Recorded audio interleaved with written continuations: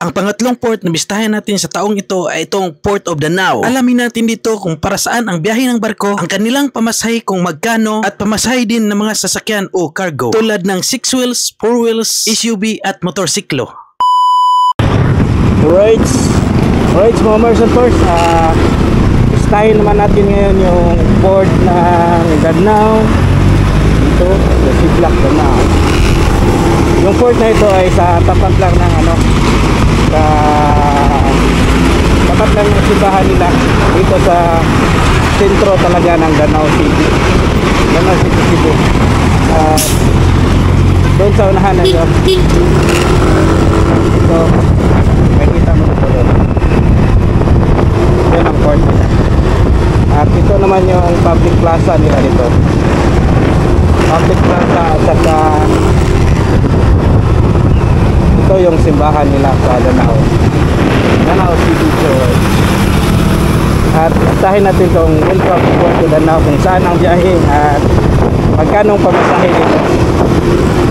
Tara, Let's go! Dadaan lang tayo sa gilid ng mall na ito at doon tayo magpapark sa parking lot nila sa likod sa may dulo. Sa parking lot ng mga motorsiklo, ibahagi ko na din sa inyo ang mall na ito kung ano ang nasa loob ng mga pasilidad at mga serbisyo. Sa isang parking lang, dalawang mall na iyong mapasyalan. Siguradong ang oras mo ay hindi masayang, lalo na't kasama mo ang iyong pamilya, kaibigan at jowa. Itong sa kanang bahagi ko ay mall ng Metro at ito namang sa kaliwa o harapan ko ay Sands Gateway Mall po ito. Sa loob ng mall ay may mga tindahan at iba't ibang retail outlet, cafe, bangko, restaurants, iPlay Center, function room at ticketing terminal. Hindi na tayo magtagal at doon na tayo sa loob at mamasyal. Ito yung ticketing lounge nila. Pwede ka dito magkape, mag-relax o kumain habang naghihintay sa oras ng iyong biyahe. Kung ang boarding ng barko ay hindi pa ready, hindi na tayo magpaligoy-ligoy pa. Tayo na. Ang barko pala na bumabiyahe dito ay ang barko ng Jumalia Shipping Corporation. Kung may bala kayong pumunta ng Camotes Island at magbakasyon, ang barko nila ay papuntang Consuelo, Camotes Island. Ito na yung trip schedule nila sa ating harapan na dapat nating malaman. From Consuelo Port, Camotes to Danao City ay may biyahe dito araw at gabi. From Monday to Saturday, ang biyahe nila ay nagsimula sa 5:30 ng umaga hanggang 5:30 ng hapon. At sa Sunday naman mula 5:30 ng umaga hanggang 5:30 pa din ng hapon. For booking and inquiries, ito yung number ng Consuelo Port, 0939-602-1738. At kung sa Danao City ka naman magsimula, huwag kang mabahala. Ito na yung trip schedule na ating makita. From Monday to Saturday mula 5:30 ng umaga hanggang alas 8 ng gabi. At ang last trip nila ay alas 10 ng gabi for cargos only. At sa Sunday naman, ang trip schedule nila mula 5:30 ng umaga hanggang 5:30 lang ng hapon. For booking and inquiry, ito yung contact number ng Danao Port, 0949-357-3079. As of February 1, 2025, ito ang pamasahe ng kanilang cargo. Motorsiklo, tricycle, e-trike, 4 wheels and 6 wheels. Basahin o screenshot nyo na lang para ang budget nyo hindi magkulang. Pagkatapos ng mga cargo, dito na tayo sa susunod na pamasahe ng mga tao. For regular fare, economy ay 300 at aircon ay 320. Sa senior at PWD, sa economy ay 217 at sa aircon ay 247. Sa estudyante naman, sa economy ay 242, sa aircon ay 276. At sa bata mula 3 hanggang 10, sa economy ay 152 at sa aircon ay